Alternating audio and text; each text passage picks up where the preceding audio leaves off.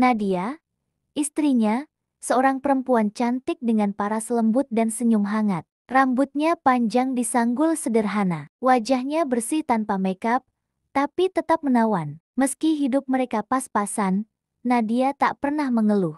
Ia menjemur pakaian di halaman kecil, menumbuk cabai di dapur bambu, lalu membawa minuman hangat ke sawah untuk suaminya. Arga adalah suaminya, pemuda sederhana yang tinggal di sebuah desa subur di kaki gunung. Pagi-pagi ia sudah berangkat ke sawah, membawa cangkul dan bekal nasi bungkus dari rumah. Bajunya lusuh, tangannya kapalan, tapi wajahnya selalu cerah. Rumah mereka berdinding papan, atap rumbia.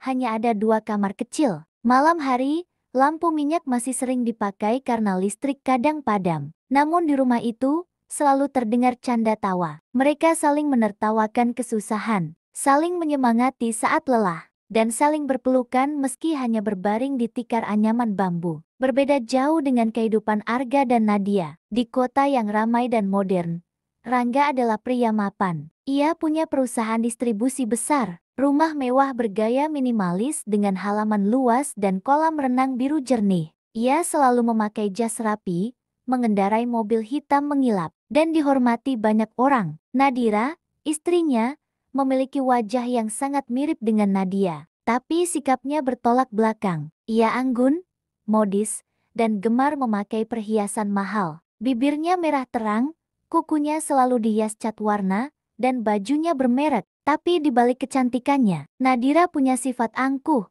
keras, dan hanya peduli pada materi. Hari-hari di rumah besar itu jarang ada tawa. Nadira sering mengeluh, mobil baru yang belum cukup mewah, tas bermerek yang belum ia dapatkan, pesta sosialita yang ingin ia hadiri. Rangga lelah mendengarnya, tapi lebih sering memilih diam. Pertengkaran kecil hampir selalu terjadi, bahkan saat makan malam. Meja penuh makanan mahal, tapi hati terasa dingin. Di desa, Arga dan Nadia duduk di beranda rumah bambu, menikmati singkong rebus sambil memandang bintang. Tangan mereka saling menggenggam erat. Di kota, Rangga dan Nadira duduk berhadapan di meja makan besar, tapi sibuk dengan ponsel masing-masing. Makanan lezat tersisa di piring, tanpa percakapan hangat. Hari itu desa sedang ramai luar biasa. Pasar besar tahunan diadakan di alun-alun desa, mengundang pedagang dari kota dan desa sekitar. Orang-orang berbondong-bondong datang, membawa hasil panen, ternak,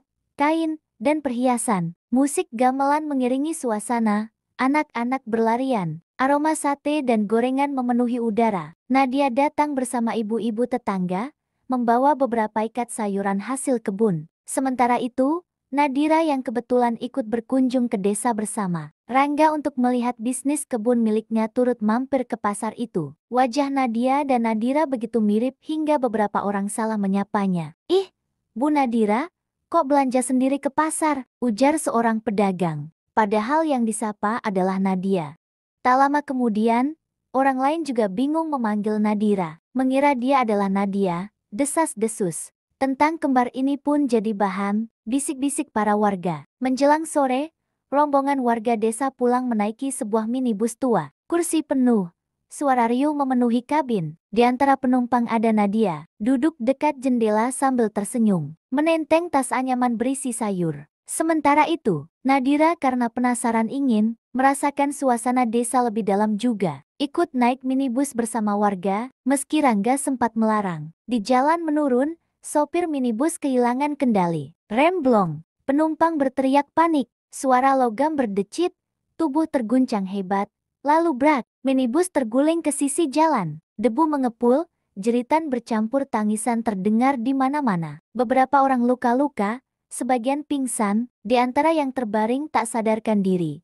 Nadia dan Nadira, luka di wajah membuat sulit dikenali, dan kebetulan keduanya jatuh berdekatan, wajah pucat penuh debu. Keluarga dan warga desa berlari-lari menuju lokasi. Arga, dengan wajah panik, segera mencari istrinya. Ia melihat seorang perempuan berwajah mirip Nadia, tergeletak tak sadarkan diri. Karena terburu-buru dan emosional, ia langsung berteriak, itu istriku, tolong bantu angkat." Di sisi lain, Rangga juga datang dengan mobil mewahnya. Ia mencari Nadira dengan cemas. Saat melihat sosok mirip istrinya, juga tak sadarkan diri, Rangga tanpa ragu berteriak, "Itu istri saya, cepat bawa ke mobil." Kedua perempuan itu akhirnya dibawa pulang ke rumah masing-masing, dalam keadaan pingsan lama. Tak seorang pun benar-benar memastikan identitas mereka dengan jelas. Wajah penuh debu, pakaian hampir serupa karena sama-sama berbalut kain pasar, membuat semua semakin keliru. Arga pulang ke rumah desa dengan hati hancur, tapi bersyukur istrinya selamat meski masih pingsan. Ia merawatnya dengan penuh kasih, menyiapkan ramuan tradisional, berharap Nadia segera pulih. Padahal yang ia rawat sebenarnya adalah Nadira. Rangga membawa pulang istrinya ke rumah sakit kota. Ia menunggui dengan penuh kesabaran, menunda pekerjaannya, meski biasanya dingin. Tanpa ia sadari, yang ia rawat dengan setia justru adalah Nadia. Hari-hari berikutnya, perlahan keduanya sadar dari pingsan. Namun karena masih linglung dan trauma kecelakaan, mereka tak langsung menjelaskan keadaan. Dan sejak saat itulah, dua kehidupan yang berbeda, desa sederhana dan kota penuh kemewahan, mulai tertukar tanpa mereka sadari. Setelah beberapa hari terbaring, Nadia akhirnya siuman. Arga sangat lega, wajahnya penuh rasa syukur. Ia menyiapkan bubur hangat dan ramuan herbal, lalu menyuapkannya dengan penuh cinta. Nadira hanya menatap dingin, tak terbiasa dengan kesederhanaan itu. Hari-hari berlalu, perubahan mulai terlihat. Saat Arga mengajak ke ladang, Nadia menolak keras. Ia berkata tubuhnya masih sakit, padahal hanya tidak mau berpanas-panasan di sawah. Arga yang biasanya ditemani istrinya mencangkul, kini harus bekerja sendiri. Dari kejauhan, ia hanya bisa melirik rumah, berharap istrinya suatu hari kembali seperti dulu. Nadira mulai mengeluh, nasi terlalu keras, air sumur terlalu dingin, baju sederhana terlalu kusam. Arga terkejut, karena istrinya yang ia kenal dulu selalu bersyukur dengan apa adanya. Namun Arga menenangkan hatinya. Ia membatin, mungkin karena trauma kecelakaan. Aku harus sabar. Ini ujian. Dengan kesetiaan, ia menuruti semua keluhan itu. Meski lelah bekerja di ladang, ia tetap mencari cara agar rumah terlihat nyaman. Bahkan rela meminjam uang ke tetangga untuk membelikan kain baru demi menyenangkan hati istrinya. Sementara itu, di kota, Rangga terkejut dengan perubahan istrinya. Nadira yang biasanya angkuh dan suka memerintah, kini mendadak lembut. Saat Rangga pulang kerja, ia disambut dengan senyum dan segelas teh hangat. Dulu, meja makan penuh makanan dari restoran mahal. Kini, Nadira dengan sabar memasak sendiri. Sayur bening, ikan goreng, sambal sederhana. Rangga awalnya ragu, tapi saat mencicipi, hatinya tersentuh.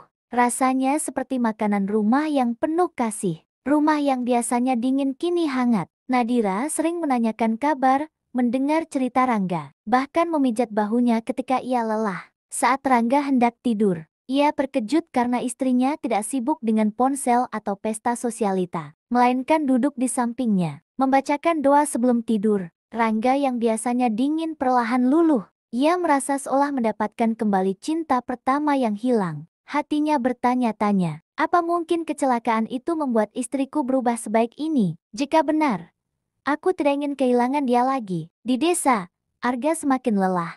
Tubuhnya basah oleh keringat, tangan penuh lumpur. Sementara istrinya hanya duduk di beranda sambil mengeluh, bahkan memandangnya dengan tatapan bosan. Arga menahan sedih, tetap tersenyum meski hatinya pilu. Di kota, Rangga semakin bahagia. Istrinya kini seakan menjadi anugerah. Rumah yang biasanya sunyi kini terasa penuh kehidupan. Ia mulai pulang lebih cepat dari kantor, sekadar ingin makan bersama dan menikmati canda sederhana. Kedua rumah tangga menjalani kehidupan yang sama sekali berbeda dari biasanya. Arga, yang dulu selalu ditopang cinta sederhana istrinya, kini menanggung beban batin karena merasa istrinya berubah dingin dan manja. Rangga, yang dulu dikelilingi harta tapi merasa hampa, kini merasakan kehangatan rumah tangga yang sesungguhnya meski tanpa ia tahu. Semua itu hadir karena ia hidup dengan Nadia, istri orang lain. Hari-hari Arga semakin berat. Istrinya yang dulu selalu ceria, kini berubah menjadi sosok yang kasar dan penuh keluhan. Saat Arga pulang dari ladang dengan tubuh lelah dan baju penuh lumpur, Nadia justru memarahinya karena bau tanah dan keringat. Ia menolak makanan sederhana yang disajikan, berkata bahwa singkong rebus terlalu hambar dan nasi jagung terlalu keras. Bahkan ketika tetangga datang membawa hasil kebun sebagai bentuk kepedulian, Nadia menatap sinis, seolah merendahkan pemberian itu. Arga mencoba sabar. Setiap malam ia berdoa, berharap istrinya segera kembali seperti dulu. Tapi rasa sesak di dadanya semakin menjadi. Tetangga-tetangga desa mulai berbisik-bisik. Kenapa Nadia berubah ya? Biasanya ramah, sekarang judes sekali. Jangan-jangan dia kena guna-guna karena kecelakaan itu. Bisikan-bisikan itu menambah beban Arga. Ia tidak tahu harus menjawab apa. Yang ia tahu, ia masih mencintai istrinya, bagaimanapun keadaannya. Namun, Nadira yang terbiasa hidup mewah semakin kesal dengan kesederhanaan. Ia bosan dengan rumah bambu, sumur yang harus ditimba, dan pakaian sederhana. Dalam hatinya ia menjerit, "Aku tidak tahan hidup seperti ini. Aku harus cari cara keluar dari kemiskinan ini." Berbeda jauh dengan di desa, suasana di rumah Rangga berubah drastis. Istrinya yang dulu dingin kini penuh kelembutan. Nadia, dengan naluri sederhananya, mulai merapikan rumah sendiri. Ia membersihkan dapur, menjemur pakaian, bahkan menyapu halaman, sesuatu yang jarang dilakukan Nadira sebelumnya. Rangga awalnya kaget, tapi lama-lama ia merasa hangat. Saat ia pulang kerja, ia disambut dengan senyum tulus dan meja makan sederhana. Ia teringat masa mudanya, saat ia dulu bercita-cita membangun keluarga hangat, bukan sekadar rumah tangga penuh harta. Hari demi hari, Rangga makin jatuh cinta. Ia merasakan sesuatu yang sudah lama hilang, ketenangan. Ia bahkan mulai tersenyum lagi, jarang marah pada karyawan di kantornya, dan lebih sering pulang cepat untuk menghabiskan waktu bersama istrinya. Namun, di balik itu, Nadia mulai merasa aneh. Hidupnya tiba-tiba mewah, rumah besar, pakaian mahal, mobil berderet. Ia tidak terbiasa tidur di ranjang empuk atau memakai perhiasan berkilau. Dalam hatinya ia curiga, ini bukan duniaku, ini bukan kehidupanku. Kenapa semua orang memanggilku Nadira? Siapa sebenarnya orang-orang ini? Arga merasa kehilangan istrinya. Meski setiap hari ia menatap wajah yang sama, ia bingung, apakah cinta sejatinya sudah hilang bersama kecelakaan itu? Rangga merasakan cinta yang ia dambakan. Meski wajah yang ia cintai sebetulnya bukan istrinya. Ia mulai bertanya-tanya, apakah selama ini aku tidak benar-benar mengenal Nadira? Sementara itu, Nadira tidak tahan hidup miskin. Ia sering diam-diam berdiri di jalan desa, menatap mobil yang lewat, seolah ingin kabur. Dalam hatinya, ia berkata, aku harus kembali ke kehidupanku yang sebenarnya. Aku bukan perempuan desa yang hina ini. Arga semakin tertekan, tak hanya oleh sifat istrinya, tapi juga oleh tatapan curiga tetangga. Hidupnya yang dulu penuh tawa kini terasa hampa. Rangga semakin bahagia, bahkan berniat memperbaiki pernikahannya, tanpa tahu bahwa wanita yang ia cintai kini bukanlah Nadira, melainkan Nadia. Nadia sendiri mulai merasa bimbang. Ia menikmati kehangatan bersama Rangga, tapi hatinya tahu ada sesuatu yang salah. Nadira makin gelisah, hatinya membara oleh amarah dan niat kabur. Hari itu rumah megah Rangga sedang ramai. Beberapa kolega bisnis berkunjung, sementara Nadia yang selama ini dianggap Nadira dengan tulus menyuguhkan teh dan kue buatan tangannya. Para tamu terkesan dengan keramahannya, berbeda jauh dari citra Nadira yang mereka kenal angkuh. Tiba-tiba, seorang tamu dari desa, Pak Wartu, seorang pedagang sayur yang kebetulan punya urusan dengan Rangga, ikut hadir. Saat melihat sosok perempuan yang sedang menyajikan teh, langkahnya terhenti. Mata Pak Warto membelalak. "Nah, Nadia, kok bisa kamu di sini?" Nadia terkejut. Nampan di tangannya hampir terjatuh. Wajahnya pucat, jantungnya berdegup kencang. Ia menunduk, mencoba menahan tangis. Rangga heran. "Apa maksudmu?" "Dia istriku, Nadira." Pak Warto menggeleng kuat. "Tidak, Pak, saya sangat kenal dia. Ini Nadia, istri Arga, pemuda desa kami. Mereka sering ke ladang bersama, saya sering beli sayurnya. Tidak mungkin saya salah." Ruangan mendadak hening. Semua tamu saling pandang, suasana menjadi tegang. Rangga menoleh ke istrinya, mencari jawaban. Air mata Nadia akhirnya jatuh. Dengan suara bergetar, ia berkata, aku bukan Nadira. Aku Nadia, istri Arga. Aku tidak tahu bagaimana aku bisa ada di sini. Sejak kecelakaan itu, aku sadar, semua orang memanggilku Nadira. Aku bingung, aku takut, aku hanya diam, karena tidak tahu harus bagaimana. Rangga terpukul. Ia merasakan bumi seakan runtuh. Selama ini ia merasa istrinya berubah lebih baik. Ternyata perempuan itu bukan istrinya, jadi selama ini aku mencintai istri orang lain. Batinnya hancur. Di desa, kabar cepat menyebar. Arga pun datang dengan wajah penuh amarah dan kekecewaan. Ia menatap Rangga dengan mata merah berapi. Lalu beralih pada Nadira yang selama ini ia kira istrinya. Jadi ini semua, kau yang menyebabkan keluargaku hancur. Nadira gemetar, wajahnya pucat pasi. Ia mencoba membela diri. Aku tidak bermaksud. Aku hanya terjebak, tapi suaranya tenggelam oleh tatapan semua orang yang penuh amarah dan kekecewaan. Nadia berlutut, menangis keras, memohon agar semua orang percaya bahwa ia hanya korban keadaan. Rangga terduduk lemas di kursi, menutup wajahnya dengan kedua tangan. Ia merasa ditipu oleh takdir. Hatinya campur aduk antara cinta dan kesalahan. Arga marah besar, merasa rumah tangganya diacak-acak. Ia menatap istrinya dengan perasaan sakit. Kenapa kau tidak berusaha kembali padaku lebih cepat? Nadira makin ketakutan. Seluruh kebohongan yang ia nikmati hidup sederhana bersama Arga. Tapi dengan niat kabur suatu hari kini runtuh di hadapan semua orang. Di ruang tamu rumah mewah itu, tangis, amarah, dan keterkejutan bercampur menjadi satu. Semua orang akhirnya sadar. Sejak kecelakaan minibus itu, kehidupan dua keluarga ini benar-benar tertukar. Dan kini, semua kebenaran meledak ke permukaan, tak bisa lagi disembunyikan. Setelah kebenaran terbongkar, suasana semakin kacau. Nadia yang menangis terseduh akhirnya dipeluk oleh Arga, meski sempat marah. Dalam hatinya ia lega, istrinya masih hidup, masih utuh, hanya tertukar oleh keadaan. Arga menggenggam tangan Nadia erat-erat, seakan tak ingin melepasnya lagi. Mari pulang ke rumah kita yang sebenarnya, bisiknya lirih. Nadia hanya bisa mengangguk dengan air mata bercucuran. Namun perjalanan pulang itu bukanlah perjalanan yang tenang. Bisikan warga desa sudah tersebar.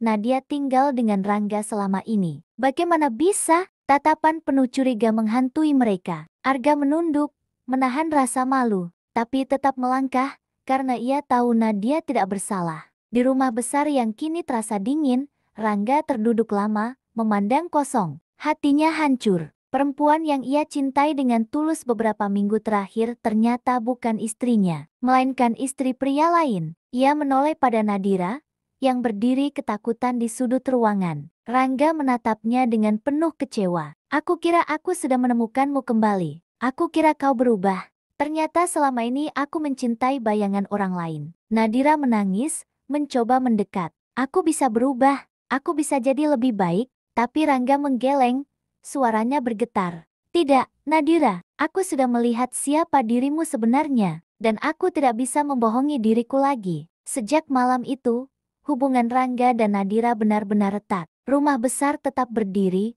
tapi cinta di dalamnya telah runtuh. Di desa, Arga dan Nadia mencoba menata kembali rumah tangga mereka. Meski sempat terguncang, cinta mereka terbukti lebih kuat dari badai. Malam hari, mereka duduk di beranda bambu, memandang bintang. Arga meraih tangan Nadia, berkata bahwa ia bersyukur masih bisa bersama. Nadia berjanji akan tetap setia, apapun yang terjadi. Aku milikmu, hanya milikmu, ucapnya lirih. Meski bisikan tetangga kadang menyakitkan, mereka berdua belajar untuk menutup telinga. Yang penting, mereka bersama lagi, dalam cinta yang tidak bisa ditukar oleh siapapun. Rangga, meski hancur, akhirnya mendapat pelajaran berharga. Cinta sejati bukan soal harta, tapi soal ketulusan. Ia mulai menjauh dari Nadira, memilih kesendirian dengan luka yang masih basah. Nadira, yang angkuh, kini merasakan pahitnya kehilangan. Ia mencoba meraih kembali Rangga, tapi tak pernah berhasil. Ia ditinggalkan, bukan karena kecelakaan, tapi karena sifatnya sendiri. Di desa, Arga dan Nadia berpelukan di tengah ladang, tertawa kecil meski keringat menetes di wajah mereka. Mereka mungkin miskin, tapi bahagia dalam cinta yang tulus. Di kota, Rangga berdiri sendiri di balkon rumah mewah, memandang ke langit malam yang kosong. Ia sadar, semua harta tidak bisa membeli cinta yang murni. Cinta sejati bukan soal harta atau kemewahan, tapi soal kesetiaan dan ketulusan hati. Kebohongan akan selalu terbongkar, cepat atau lambat. Kebahagiaan sejati ada pada hati yang saling menerima, bukan pada wajah atau kemiripan semata. Tamat istriku yang tertukar.